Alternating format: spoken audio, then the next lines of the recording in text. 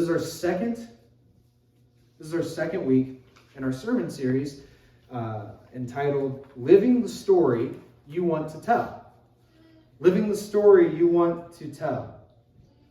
This sermon series really focuses in on one of our values here at Oak Grove. It's one of the most important things we can do as disciples, and that is sharing your story, because your story matters. Your story matters.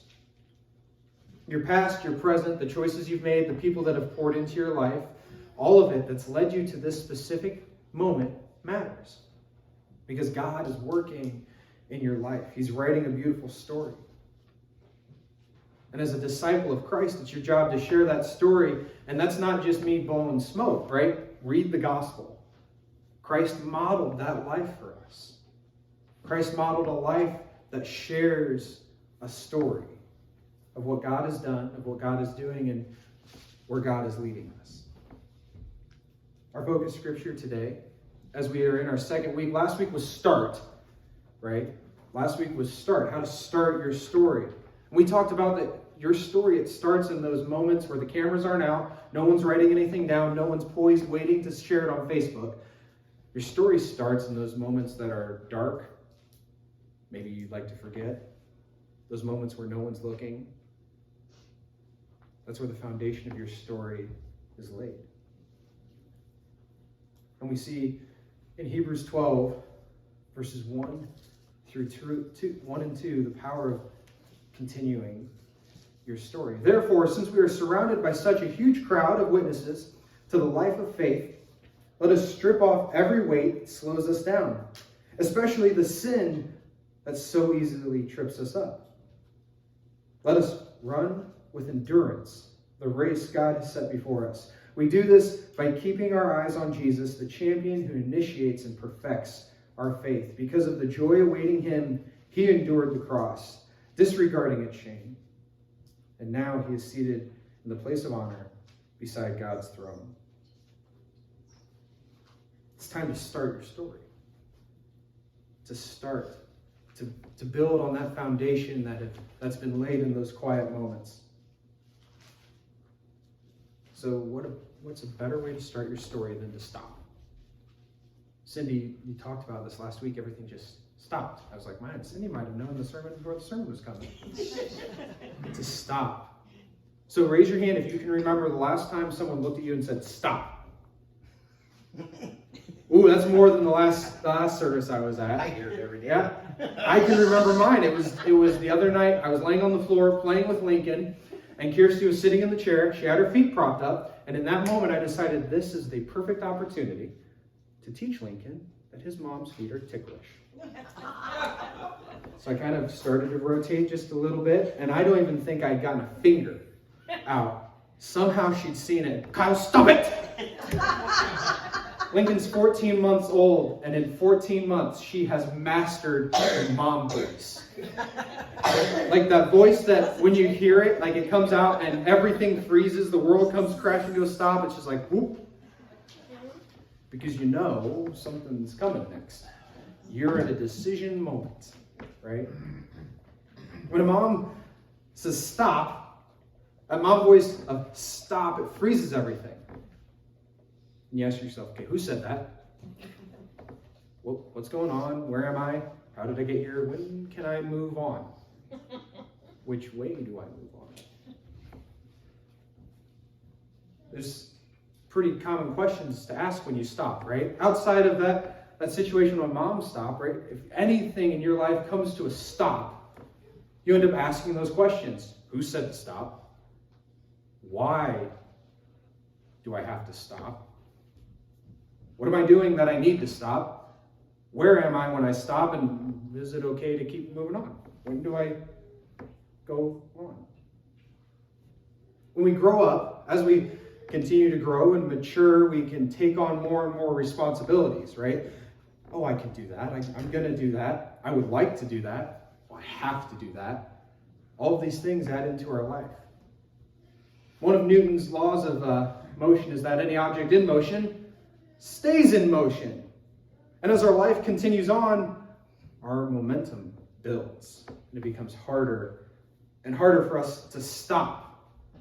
Not so much in the fact that we're actually moving, but our energy is being poured into these things. And we feel like if we stop, will we ever be able to keep going? If we stop, who's going to take up the mission I've been taking on? If we stop, the mission's not going to be fulfilled. I have to keep going. Right now in seminary, I just started a class focused on spiritual formation. And the first assignment was to create a video that's 2 to 3 minutes long, defining my definition of spiritual formation. I cannot tell you how many times I re-recorded it. It was horrible. You wouldn't think it would be that hard. But I found myself going on and on and on about spiritual formation. It was really hard to keep myself to 2 to 3 minutes. That's because spiritual formation is this journey, right? It's a journey that we all go through. How do you tell a journey in 2 to 3 minutes? As I began to think about it, this one verse, these 3 verses. See the problem I face? Yeah, absolutely. It kept popping in my head, and it's 1 Peter chapter 2, verses 1 through 3. 1 Peter chapter 2, verses 1 through 3. And it says, "So get rid of all evil behavior. Be done with all deceit, hypocrisy, jealousy, and unkind speech, and like newborn babies, you must crave pure spiritual milk, so you will grow into the full experience of salvation. Cry out for this nourishment now that you have had a taste of the Lord's kindness." This path of spiritual formation, it begins with a stop. Get rid of all evil behavior. Every good start begins with a stop. There's some things in our lives that we have to stop. We have to stop so we can be open to the good that we were created for. Get rid of all evil behavior. Be done with all deceit, hypocrisy, jealousy, and unkind speech. Then there are some things in our lives that we're so proud of, we're so passionate about, that those things prevent us from getting out of the way of the good work that God is trying to accomplish. Living a life obedient to God's will, it requires us to stop. And it's something that's really hard for humans to do. We're not very good at it. If you have your Bibles with you, if you have a Bible near you, I want to encourage you to get it out and turn to Exodus 18. Exodus 18, and we're going to start on verse 13. In Exodus 18, we get this image, this story of God speaking to Moses and showing Moses the value of stop. Exodus 18, verses 13 through 27. The next day, Moses took his seat to hear the people's disputes against each other. They waited before him from morning until evening. When Moses' father-in-law saw all that Moses was doing for the people, he asked, "What are you really accomplishing here?" Ow, right? Why are you trying to do all of this alone while everyone around you is just standing there from morning until evening? Moses replied, "Because the people, they come to me to get a ruling from God. When a dispute arises, they come to me, and I'm the one who settles the case between the quarreling parties. I inform the people of God's decrees, and I give them his instructions." "Well, this is not good," Moses' father-in-law exclaimed. "You're going to wear yourself out, and the people too. This job is too heavy a burden for you to handle all by yourself. So now listen to me. Let me give you a word of advice, and may God be with you. You should continue to be the people's representatives before God, bringing their disputes to him. Teach them God's decrees and give them his instructions. Show them how to conduct their lives, but select from all the people some capable, honest men who fear God and hate bribes. Appoint them as leaders over groups of 1,000, 150, and 10. They should always be available to solve the people's common disputes, but have them bring the major cases to you. Let the leaders decide the small matters themselves. They will help you carry the load, making the task easier for you. If you follow this advice, and if God commands you to do so, then you will be able to endure the pressures, and all the people will go home in peace." So Moses listened to his father-in-law's advice and followed the suggestion. He chose capable men from all over Israel and appointed them as leaders over the people. He put them in charge of groups of 1,000, 100, of 50, and of 10. These men were always available to solve the people's common disputes, but they brought the major cases to Moses. And they took care of the smaller matters themselves. And soon after this, Moses said goodbye to his father-in-law, who returned to his own land. So a little background to this scene that we see in Exodus 18. We know the story of the Exodus that takes place, of Moses leading the people of Israel out of Egypt. Well, before Moses goes before Pharaoh, he says, I got to make sure my family are safe. And so he goes to his father-in-law and he says, Jethro, can you please take care of my wife and kids? Because what I'm going to go do, probably pretty dangerous. I'm not sure exactly if he told Jethro everything that was involved, because I feel like Jethro might try and slow him down a little bit. But Moses knew the danger he was heading into. So he had Jethro watch over his family. And Moses goes and confronts Pharaoh and leads the people of Israel out of Egypt. In Exodus 14, we see the crossing of the Red Sea, that final escape from Egyptian rule. Then in Exodus 15, everything's hunky-dory, right? They've escaped? Nah, we know the story, how it goes. Exodus 15, we see the people coming and complaining to Moses because they have nothing to drink. The people complained and they turned against Moses. What are we going to drink? They demanded. I like how it doesn't just say they complained. They turned against Moses.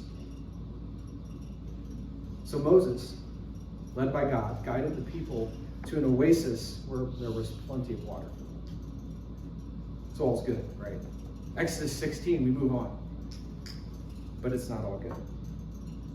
The people again come complain to Moses because they're hungry.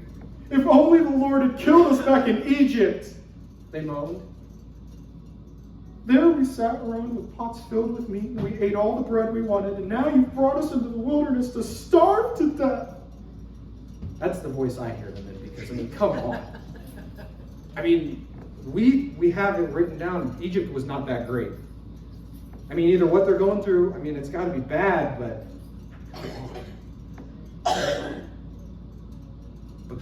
God provided manna and quail from heaven. So Exodus 17.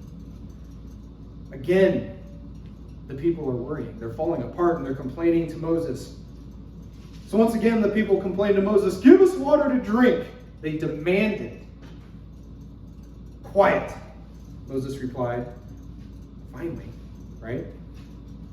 Why are you complaining against me? Why are you testing the Lord? But tormented by thirst, they continued to argue with Moses. Why did you bring us out of Egypt? Are you trying to kill us, our children, and our livestock with thirst? Talk about like a hostile work environment. But God led Moses out in front of the people to a stone which he struck, and water poured from the stone to nourish the people.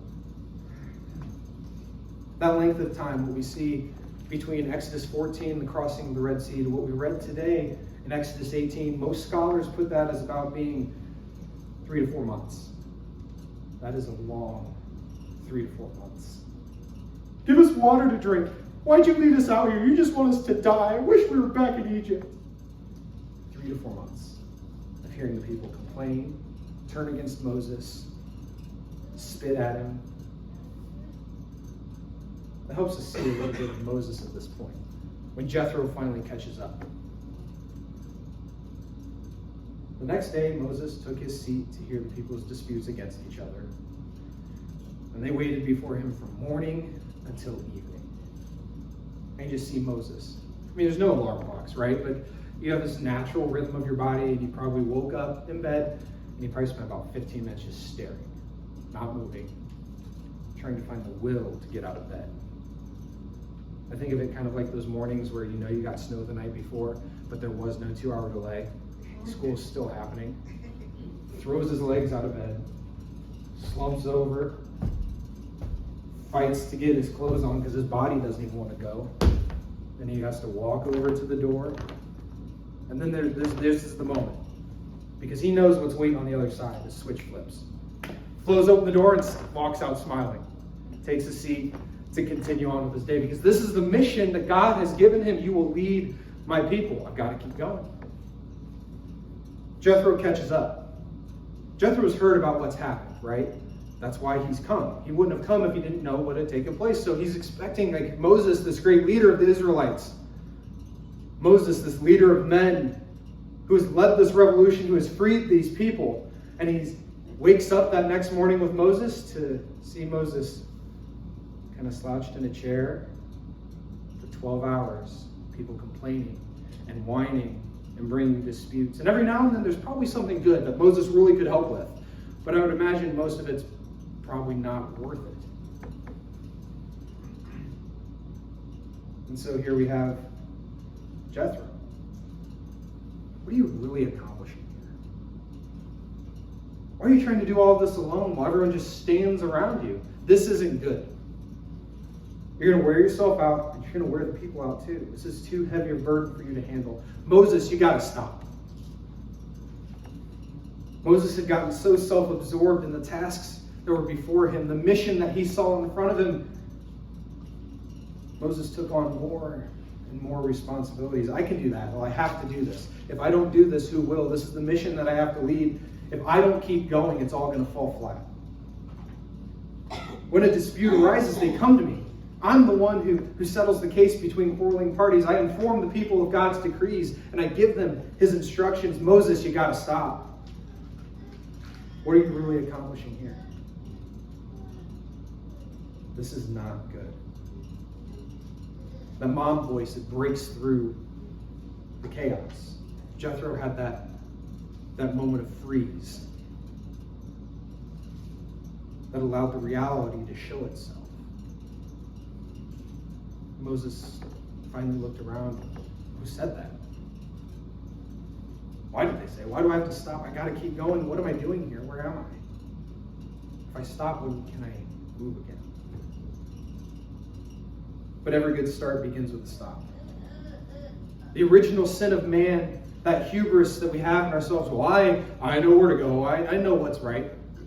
It prevents us from seeing the truth of God. It wraps us up within ourselves, the things that we want, the things that we think are right. We become blind to the reality around us. Oh, I can do that. I have to keep going. If I don't, who will? I got to carry on. This is what God has called me to do. Like I said earlier, Kirsty's kind of nailed that mom voice.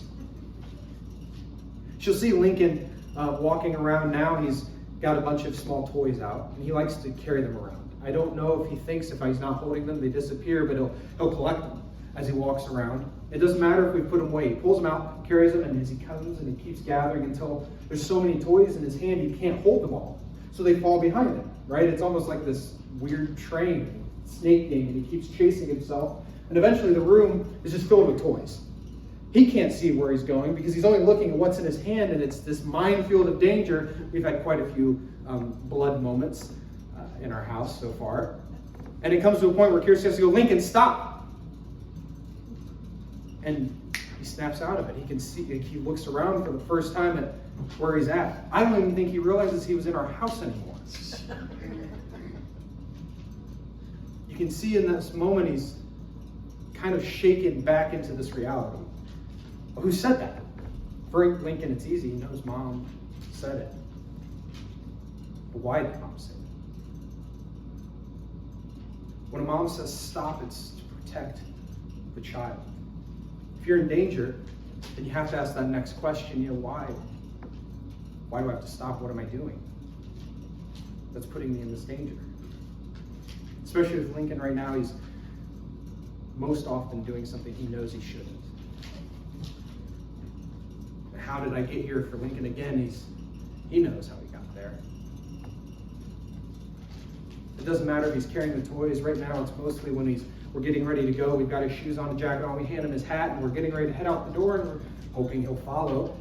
And he catches the dog bowl out of the corner of his eye. I don't know what it is, but that dog bowl just screams, stick your hands in it. And it doesn't matter what he's holding. He drops it, beeline straight for the dog bowl. There's a moment, Lincoln, stop! And there's the freeze. And you can see the tension in his eyes. When do I get to move again? And then you can see it kind of, the wheels are turning. Do I wait until she looks away and keep going? Or do I turn around and go where she wants me to? There are some things in our lives that we have to stop. We have to stop them so we can be open to the good that we were created for.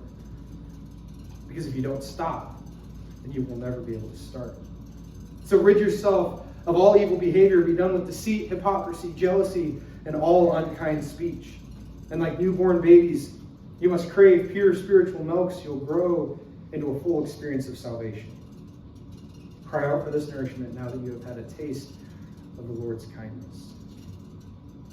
There's some things in our lives that we have to stop so we can be open to the good we're created for. And then there are things in our lives that we're so proud of and we're so passionate about.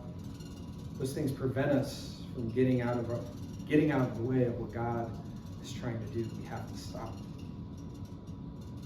Who said that? Why do we have to stop? Where am I going, and when will it be okay to move again? For us, those questions are sometimes harder to answer.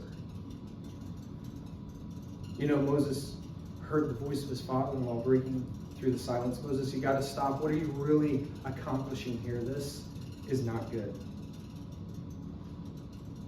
Now, at this next point, Jethro speaks some wisdom into the moment. He speaks some truth into this existence, and I think it really makes him kind of an unsung hero for Moses, because he looks to Moses and he says, now listen to me. Let me give you a word of advice, and may God be with you. He doesn't look at Moses and say, stop, and he smacks him on the hands. He comes from a place of love, and he says, Moses, this isn't good. I see the danger you're heading into.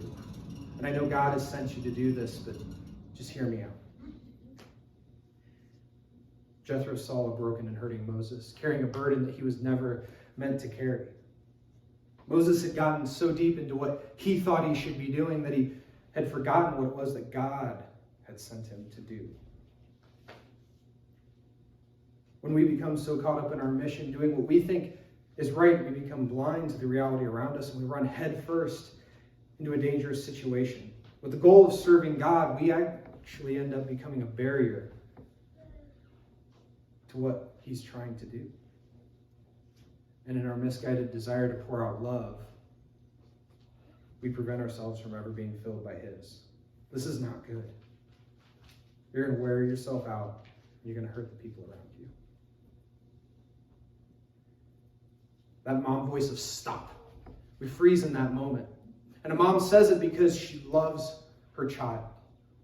She's trying to protect her child. She knows that that child has completely lost themselves in the moment. There's no grasp on reality anymore. She knows she has to step in to prevent any harm from coming to that child or whatever's going on around them. And no matter how self-absorbed that child is in the moment, they always hear their mom's voice. There's that relationship there that breaks through all the noise. The mom says stop because she loves her child, and the child stops because the child knows the love their mom has for them. Stop, this isn't good. You're going to wear yourself out, and you're going to hurt others around you. That call to stop, it wakes up the child and brings them back into reality. Do you hear the voice of love breaking through your reality? Saying, stop, this isn't good. Where in your life are there things that you need to stop so you can rest, be refilled with the holy love and wisdom of God? What things in your life do you need to stop? Do you need to put down so you can avoid the danger in front of you that you just cannot see? And in that moment, are you going to freeze and wait until you think the one who loves you isn't looking anymore so you can continue forward? Or are you going to turn around and come back to the intimate embrace of the one who matters?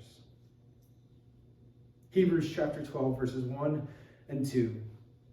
Therefore, since we are surrounded by such a huge crowd of witnesses to the life of faith, let us strip off every weight that slows us down, especially the sin that so easily trips us up. Let us run with endurance the race God has set before us. We do this by keeping our eyes on Jesus, the champion who initiates and perfects our faith. Because of the joy awaiting him, he endured the cross, disregarding its shame, and now he is seated in the place of honor beside God's throne. And all God's people said, Amen.